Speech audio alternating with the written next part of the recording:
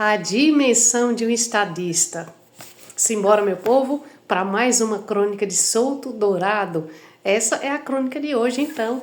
Senta que lá vem história. Vamos lá ver quem era esse estadista. Somente o tempo dá a verdadeira dimensão dos homens, seja do homem comum, do político ou do estadista, principalmente dos homens públicos, eles que se encontram sob permanente julgamento da opinião de todos. Quando se comemora este ano, prestes a findar, o centenário do nascimento do presidente Arthur Bernardes, convém que se ressalte que bem poucos homens sofreram com maior violência a tirania da opinião pública, como esse velho estadista mineiro. Chegou à presidência fazendo toda a escalada política necessária na chamada República Velha. Exerceu todos os mandatos de vereador a presidente.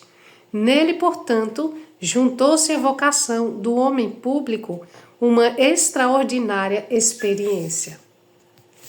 Apenas uma vez vi o presidente Bernardes, pouco tempo antes de sua morte, ele no plenário da Câmara e eu, aprendiz de deputado, nas galerias.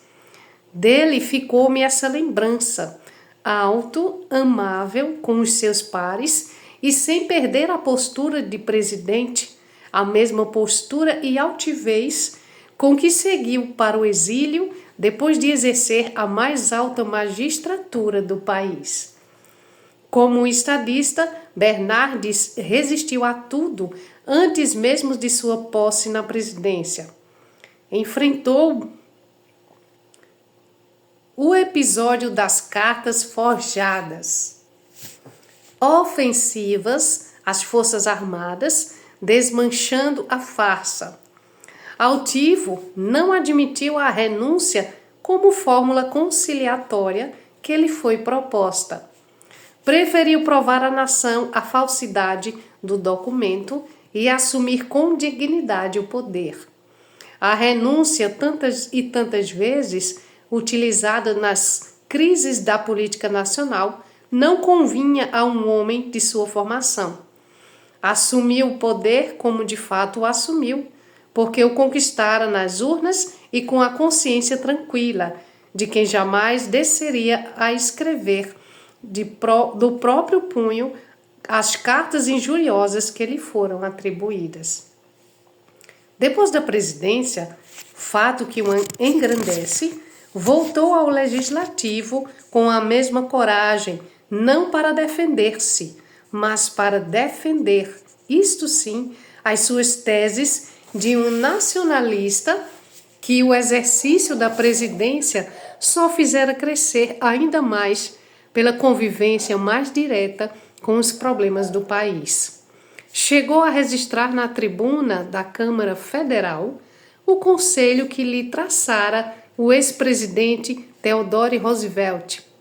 O Brasil deveria guardar as suas reservas naturais para quando as pudesse explorar e nunca vendê-las aos estrangeiros. Afirma Theodore White, analista americano, que de fato não existe governo perfeito, mas política é um sistema de acidentes e só podemos escolher entre as alternativas existentes. O presidente Bernardes não fez um governo perfeito e foi vítima de um sistema de acidentes que o envolveu desde publicação das cartas falsas, a decretação do estado de sítio, medida de emergência, mas que se prolongou a quase todo o seu período. Foi inegavelmente o seu maior erro. Escolheu a pior das alternativas. Fez crescer o movimento tenentista que representou naquela época a reação popular contra as arbitrariedades do poder central que suprimira as liberdades públicas. Apesar disso, teve Bernardes gestos e atitudes que o engrandeceram. o gesto de apoiar o brigadeiro Eduardo Gomes, desejando fazer presidente o tenente que se rebelara contra o seu governo. As atitudes que tomou na defesa dos interesses nacionais chegou ao ponto de, como governador de Minas, opor-se a assinar um contrato já assinado pelo governo federal, mas que pareceu a Bernardes altamente lesivo ao seu estado, pois, entre outros favores, a isenção perpétua de todos os impostos num contrato mais facultativo do que obrigatório nas cláusulas principais. Tão incisivo, decidido e patriota fora Bernardes, nesse caso de Itabira Iron, quando na estatização da Petrobras, em cujo pensamento se baseou em emenda da União Democrática Nacional convertida na lei em vigor. Denunciou também o Tratado da Ilhéia Amazônica como lesivo à soberania nacional, problema que o levou várias vezes à tribuna da Câmara.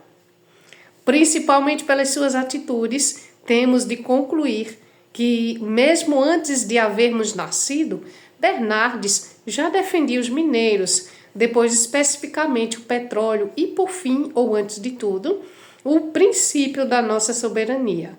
Se errou, errou pouco, mesmo porque já vimos que o governo perfeito não existe. Mas se acertou alguma coisa, acertou no importante. Defendeu sempre os nossos recursos e, mais do que isso, o nosso dever de preservá-los.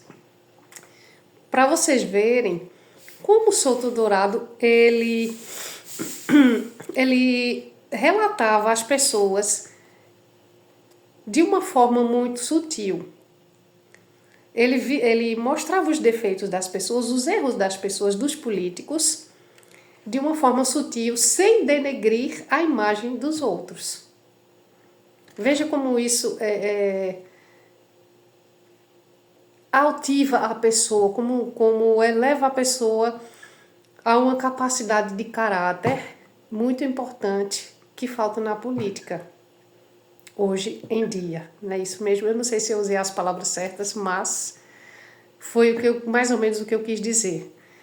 Eu adoro essas crônicas porque ele sabe relatar muito bem, usar as palavras sem rebaixar as pessoas. Ele observa todos os detalhes, as boas atitudes das pessoas e também os erros, sem denegrir a imagem e nem rebaixar, qualquer que seja um. É isso aí. Amanhã tem mais crônica. O pecado contra a esperança. O que será isso, hein? De que fala essa crônica? Espero vocês amanhã para a gente descobrir juntos, tá bom? Cheiro no coração.